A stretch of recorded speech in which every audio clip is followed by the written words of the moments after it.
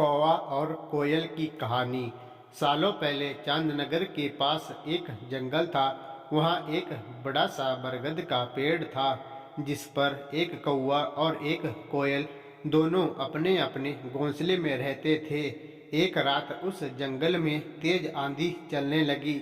देखते ही देखते बारिश शुरू हो गई। कुछ ही देर में जंगल का जो भी था सब बर्बाद हो गया।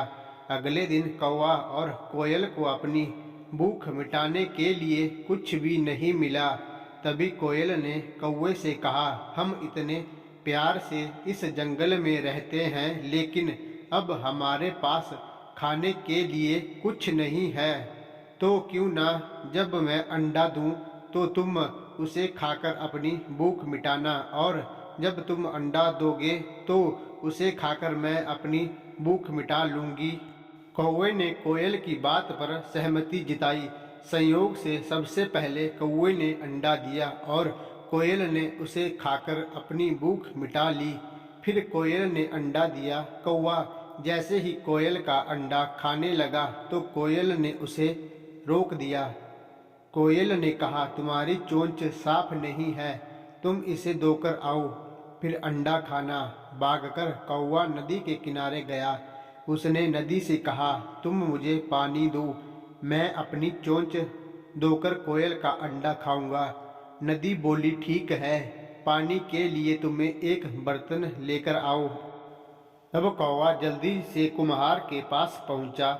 उसने कुम्हार से कहा, मुझे घड़ा दे दो, उसमें मैं पानी भरकर अपनी चोंच धोऊंगा और फिर कोयल का अंडा खाऊंगा। कुम्हार ने कहा, तुम मुझे मिट्टी लाकर दो, मैं तुम्हें बर्तन बनाकर दे देता हूँ। यह सुनते ही कौवा धरती माँ से मिट्टी मांगने लगा।